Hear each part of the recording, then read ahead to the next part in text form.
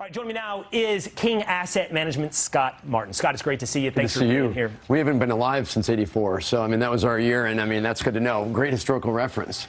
It just shows I don't know about panic. I don't know about short-term economic thinking, which inflicts a lot of people.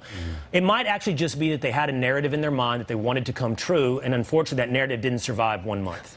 Not even a month, and it really, the narrative, if it was spun right, Will, and like the way we did our money management, was we took advantage of that panic. Dave Portnoy goes on and gives you advice about pizza, bad advice about betting on sports, even worse advice about selling out of your 401k. When I hear people like that going nuts in the streets, I'm saying, you know what, I'm doing the exact opposite. And so we started buying into this sell-off because that's what you have to do as an investor is you have to take advantage of panic and take advantage of, say, opportunity, and then that turns into something like you just saw where that month-long rally, I mean, look at the NASDAQ. 6.4. Right. The NASDAQ was shot dead 30 days ago. Well, and President Trump was up front, and as has been Secretary of Treasury Scott Bessent, that this is a long-term vision, and there will be rocky roads in the short term. You know, I'm no financial expert, and I disagree with him on a lot of politics, but in my lifetime, the smartest investor has been Warren Buffett.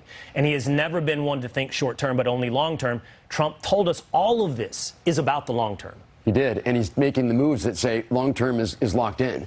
And I'll tell you what, he said some short-term pain. If we can't deal with 30 days of short-term pain, of which those 30 days, too, Will, were not even that bad. There's like 5 bad days in the 30, and then there's some like 20 okay days, and then another 5 or so that were not so good. The point is, that was not that bad. I mean, if you want to talk about bad times, I mean, Jim Cramer, we talked about him. Go back to 1987, which he freaked people out on CNBC talking about a Black Monday after that nasty Friday. It's like, those are painful days. What we had this so far this spring, that's a cakewalk.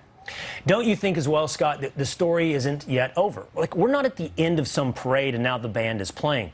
Trump, Bessent, Lutnick still have a long-term vision at play, and there will still be more rocky roads over the next 9, 12 months as they try to literally reorganize the global economy. Yeah, probably forever, because we're dealing with just massive amounts of just indiscriminate trade theories from other countries, let alone China. And you're right. I mean, Rocky Road, again, you mentioned my favorite ice cream, which we should go have some of that after we start a new band, when we get the band playing again, when we get back to all-time highs in the S&P and NASDAQ, which is right around the corner. Because here's the thing, we're acting, though, kind of like this is all said and done, to your point.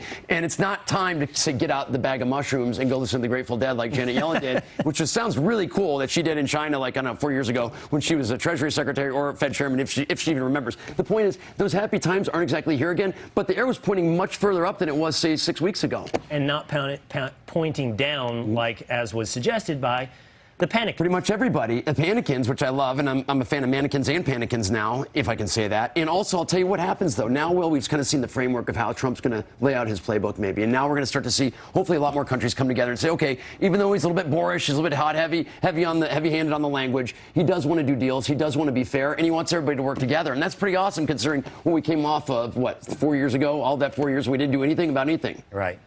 Awesome stuff, Scott. You're welcome back anytime. Really, thanks, man. I appreciate that. I'm going to take you up on it. That was a little bit of a feminine handshake. I preferred the right hand. That was a panicking handshake, I think. Yeah. I know. I shouldn't have done it. I'm left-handed, Do though. better next time. Thank you. I will. All right, coming up.